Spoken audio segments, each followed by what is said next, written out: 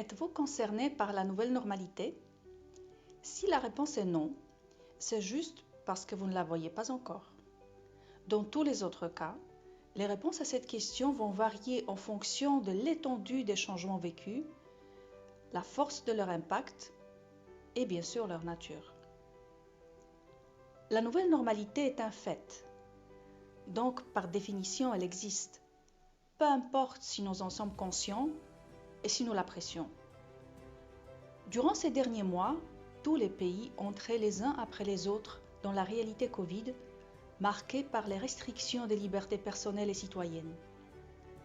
Les communiqués réguliers, fréquents et alarmants sur la situation sanitaire provoquaient la peur, le sentiment d'instabilité et exposaient les personnes fragilisées au stress et aux multiples théories de complot.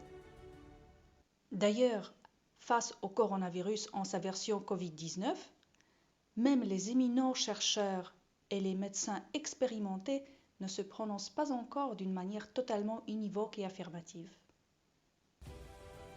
Le premier signe distinctif de la nouvelle normalité, c'est donc son imprévisibilité. Bien sûr, avant et depuis toujours, les choses n'étaient pas à 100% prévisibles, mais à l'échelle raisonnable et maîtrisable, on pouvait faire des projets. Aussi bien en business que dans la vie courante, la marge du risque faisait l'objet des estimations et ça tenait la route. Pour citer les exemples les plus simples, il était possible de planifier ses voyages ou d'organiser une conférence professionnelle quelques mois à l'avance. Aujourd'hui, il est difficile de prévoir si le voyage vers une destination donnée sera possible à l'horizon de 30 jours. Les décisions administratives concernant les restrictions de déplacement sont prises souvent du jour au lendemain et concernent soit les pays entiers, soit certaines régions. En plus, ces nombreuses régulations changent fréquemment. Du point de vue d'un chef d'entreprise, il est très compliqué d'établir une stratégie d'activité à moyen ou long terme sans avoir au moins les grandes lignes des conditions stables, chose qui est devenue quasi impossible à l'heure actuelle. En somme, qu'on le veuille ou non, qu'on l'aime ou non, qu'on ait le talent d'improviser ou non, nous devons juste apprendre à fonctionner avec un élément d'instabilité permanent. Deuxièmement, la nouvelle normalité n'a pas impacté toutes les personnes et tous les secteurs avec la même intensité. Il y en a qui ont subi une véritable révolution et il y en a qui sont retournés vite et avec soulagement à l'ancien ordre des choses et qui se plaisent à croire qu'ils ne sont pas concernés par un quelconque changement. Autrement dit, sur cet aspect-là, ils sont dans le déni, tout simplement.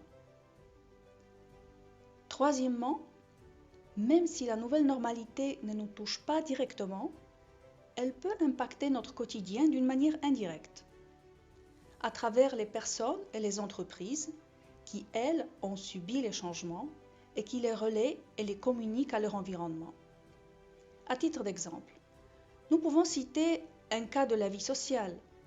Nous pouvons être demandés de garder la distance de sécurité et utiliser le masque de protection dans les situations qui ne sont même pas exigées par la loi, mais qui résultent des craintes de notre interlocuteur. Donc, de cette façon, ces préoccupations vont nous impacter concrètement, même si nous ne les partageons pas dans ces opinions. Quatrièmement, la nouvelle normalité n'a pas pris la même signification et la même direction pour tout le monde. Bien sûr, pour une grande majorité des personnes et des secteurs, c'est une tendance négative, marquée par la chute du chiffre d'affaires et l'augmentation des coûts du fonctionnement, parfois même la perte pure et simple d'une source de revenus. Mais pour les domaines dynamiques des nouvelles technologies, les magasins en ligne, les fournisseurs de télécom, les sociétés de livraison et tout ce qui se réfère à l'équipement médical, la pandémie a mobilisé une très forte demande pour leurs produits et services, parfois même à la limite de ce qu'ils sont capables de fournir. Donc, contrairement à la majorité sinistrée, ces secteurs-là bénéficient d'une conjoncture exceptionnel. La nouvelle normalité ne dure pas encore assez longtemps pour pouvoir modéliser son fonctionnement. À mon avis, nous sommes toujours au stade d'observation attentive et de l'analyse des données. Il est vraiment trop tôt pour formuler les conclusions valables. Néanmoins, vous pouvez faire une chose, ouvrir tous vos capteurs intellectuels et émotionnels pour apprendre le maximum des processus qui se déroulent devant vos yeux et autour de vous, maintenant, actuellement. En collectant et en interprétant les faits et en mémorisant les contextes, vous multipliez vos chances d'apprivoiser la nouvelle normalité, y trouver votre style et votre place en contournant la crise en cours. Aussi, je vous encourage vivement à perfectionner vos compétences personnelles, votre approche du changement dans la vie, votre communication, votre souplesse et capacité d'adaptation.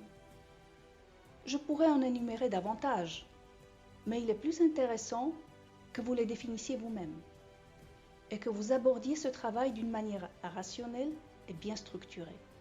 C'est le moment de le faire. Votre succès dans cette voie vous permettra de regarder la nouvelle normalité d'une autre perspective. Ainsi, elle deviendra pour vous un défi passionnant et non pas un cauchemar en temps réel.